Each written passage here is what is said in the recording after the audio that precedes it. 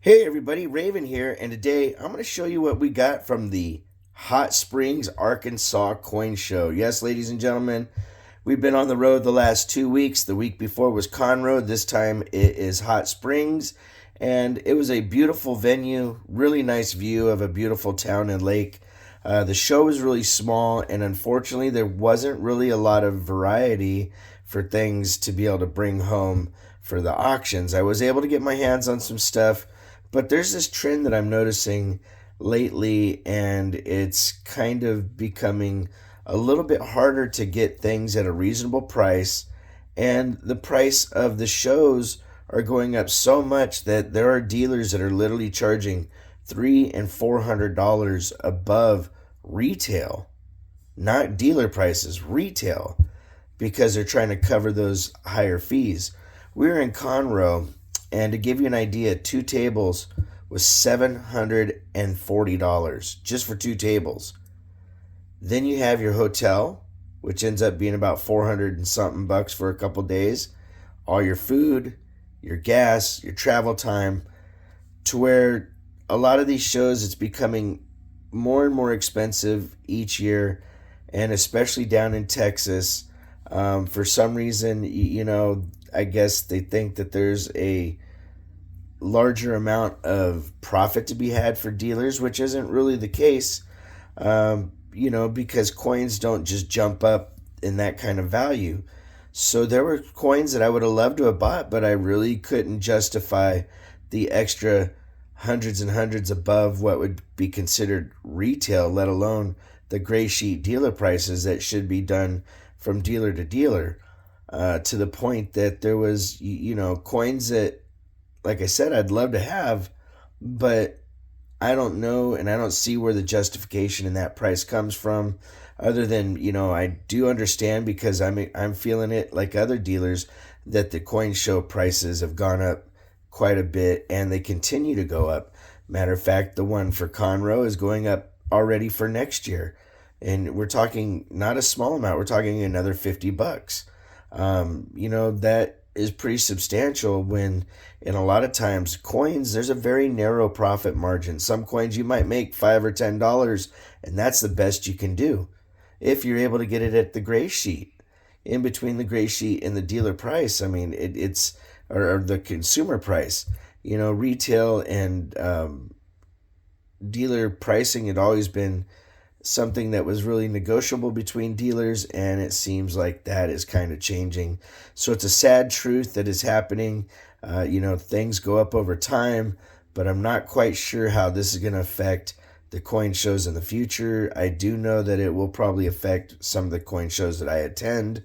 I will probably, instead of setting up there, I'll go there and I'll buy stuff and I'll sell some stuff to some of the dealers I know. But setting up a table, and all the costs involved, it is pretty hefty. All right, let me show you the first thing we have today. 1943 Denver minted steel cent MS64 PCGS slabbed and certified. Really cool coin. Not really high value in this. Honestly, whoever paid to have this slabbed really paid a lot of money to get it slabbed, and because of that, no matter where you go, you're going to look at about $10 to $15, even though the coin itself is only worth probably about $4 or $5. This next one, though, is really cool. We have a 1913 Type 1 with a Mint Air MS62 reverse lamination, and it's got a nicely rotated die. So that one's pretty darn cool. I would say that's worth probably anywhere between $90 to $100 in that condition. My favorite coin find of the show that I was able to get my hands on for a decent price was this 37 proof 66 Merc dime, ladies and gentlemen, NGC slabbed and certified. I really love these proof dimes. There's something that is still reasonable that you can get your hands on, and they ran this from 1936 to 1942, I believe, is the proofs for Merc dimes. So it's not a huge collection, and it's still something that you can get your hands on. This one here retails for about $650, give or take, depending on the dealer. You might find a dealer that's trying to sell this to you for $800 or $900, which I did see somebody else doing the exact same grade, exact same coin, just for that price. Up next, 1955 Washington Proof Quarter in a 67 NGC slabbed and certified. And that thing there is worth about 40 bucks. Same thing with its cohort right here, a little bit less at $35. I'm surprised this one didn't get a cameo designation, to be honest. It's really nice and frosty, but they don't always give it to you.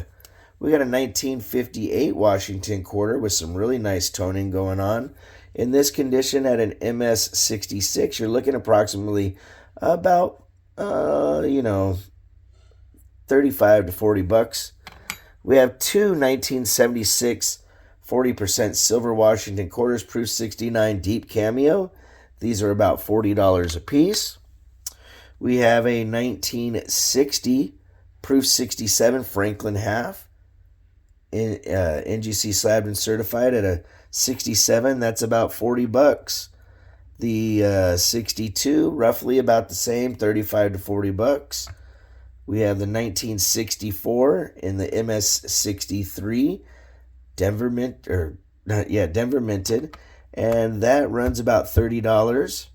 We have a really nice Kennedy proof 68, ladies and gentlemen. That's pretty darn high in the grade, and in that condition, that one right there is about $50. We have a proof 69 Kennedy star, ladies and gentlemen. That star means they were almost going to give it a cameo, and something just held them back from letting it have that grade, but that's still a really nice coin. And in that condition, you're looking probably about 40 bucks. Last but definitely not least, in an MS64 in 1970 Denver Kennedy 40%er. I really like finding these, and you don't see them a lot in slabs because honestly the value isn't high enough to justify it.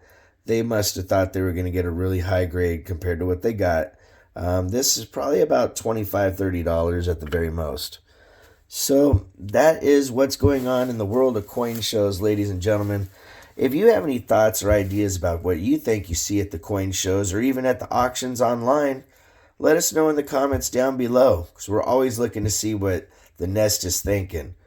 I'm really glad to be back in town. I'm looking forward to the auctions coming up. We're going to have a lot of fun. I got some cool stuff set aside from the couple different trips that I've had over the last few weeks. Like always, if you want to correspond, it's ravenhawkcoins@gmail.com. The P.O. Box is 721296, Norman, Oklahoma 73070. Like always, please make sure to take care of one another, and we'll see you real soon. Ravenhawk Coins, have a great day.